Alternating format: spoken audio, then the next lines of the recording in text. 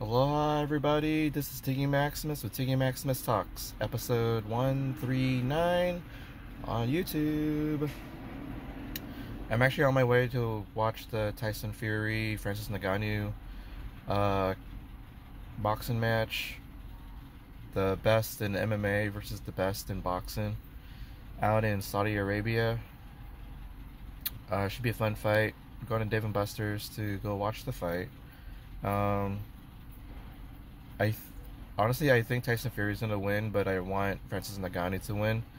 So, just for the sake of this prediction, I'm going to say Francis Ngannou is going to beat Tyson Fury and throw a big wrench into their heavyweight title picture plans between Usyk and Tyson Fury. That should be something, though. Shock the world. Scramble all these plans. But who knows? After this fight, if Francis Ngannou does beat Tyson Fury, I guess maybe in a way he might get a title shot of the winner between Usyk and Fury, which is happening at the end of the year. So, anywho, that should be fun. We also have some fun action. World Series had started. Diamondbacks beat the Phillies. They were down 0-2. They tied it 2-2, down 3-2, and then won it 4-3.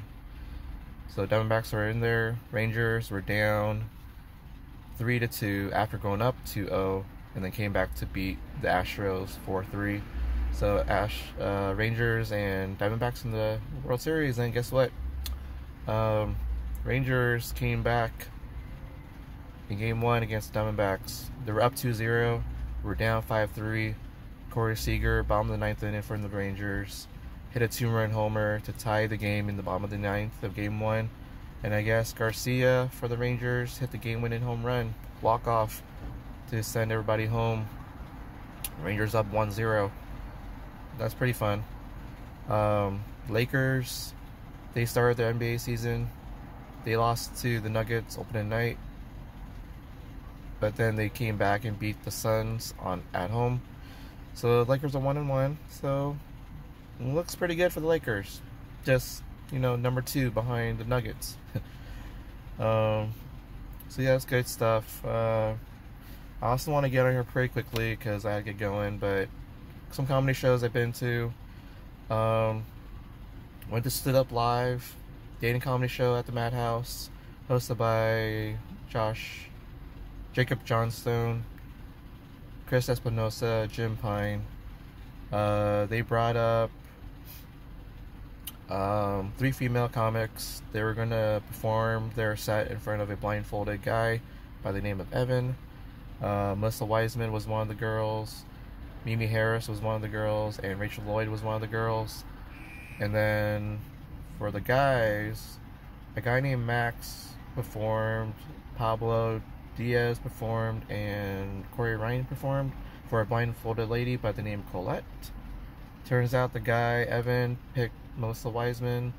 It turns out Colette picked Max.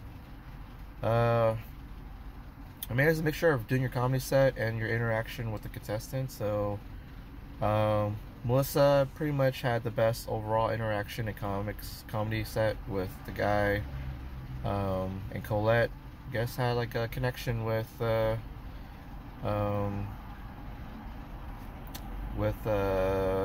Max. Yeah, I thought that when Colette picked Max, I actually don't remember seeing him on the comedy scene, but he had a big following in the crowd, so that was fun. I mean, so between the 6 comics, yeah, Melissa did better than Rachel. Rachel did better than Mimi. Pablo actually got the biggest, like the funniest interaction, only because he wasn't going to win the date. But I guess Max had more in common with Colette. And Corey Ryan has something about farting during blowjobs. And I guess that was just for the comedic part of it. So, congrats to Melissa and Evan and Colette and Max. Great show. I wouldn't mind going again. I would say like the show was overall 8.2 out of 10 overall. So I did go to a Escondido show hosted by Chris Williams. Headliner was P-Man, and it was a chill show. Chris Williams went up. He was like 8 out of 10 for his comedy. Dan Naylor came up. He has one great joke about weed whacking. He was about a 6.5 out of 10. Next, you got Taylor Great. Guy was pretty cool. Got a decent set. But the crowd again was also chill throughout this one as well. I would say Taylor is about 7.5 out of 10. Then you got Ali,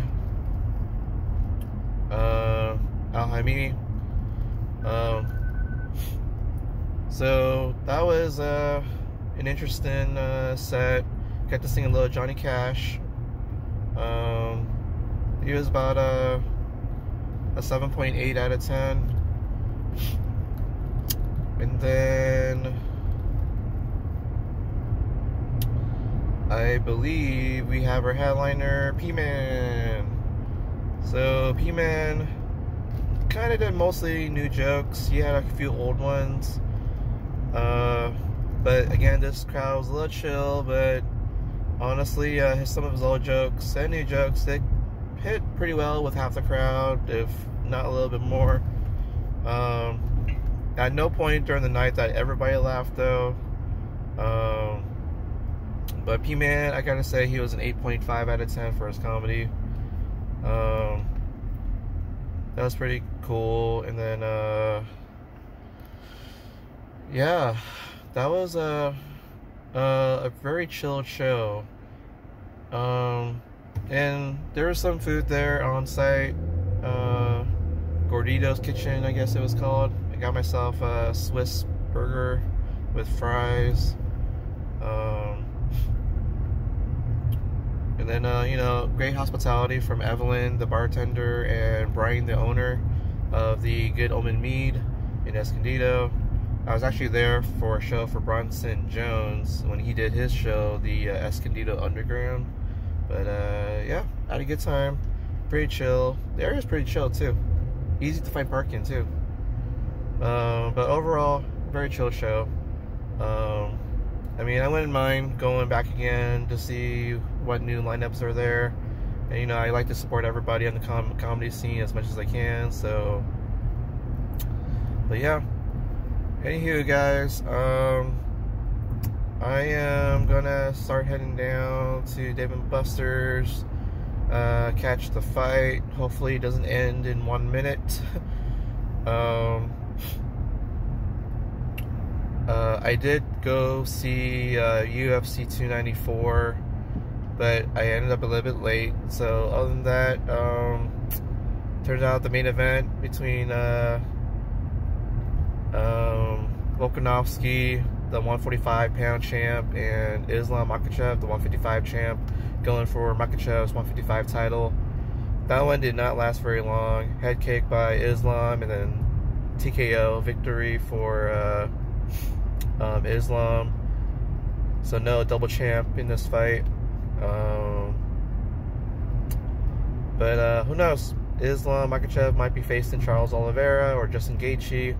And then by that time, I guess, I don't know, more or less, Islam might have wiped out the entire 155 division. So, and I guess what's next for Volkanovski, he's going to be challenged by Topuria for his 145-pound championship, when Alexander Volkanovski will be going back down to his 145 class to defend his title. So, Chimaev fought Usman. That was a dream match at 170, but it happened at 185. Chimaev, the monster that he is, he was able to get a 10-8 round. in the first round, but then Usman kind of fought back and made it very interesting though.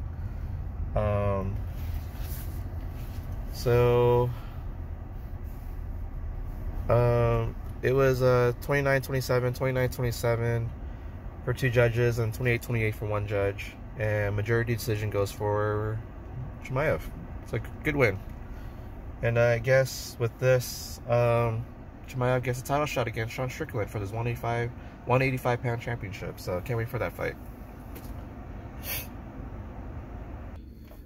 And then the only other fight that happened was Ankalaev versus Johnny Walker. That one was a big disappointment because Ankalaev did knee the head of Johnny Walker while Johnny Walker was technically down on the mat. He had a hand on the mat and stuff. But the doctor asked Johnny Walker during the fight stoppage, the 5-minute, to kind of collect your collect your thoughts and everything. But the doctor asked him, like, do you know where you are? And Johnny Walker says, I'm in the desert. And then that prompted the doctor to call off the fight because he didn't think that he was in the right mind. It was like, Johnny Walker says he didn't want to say,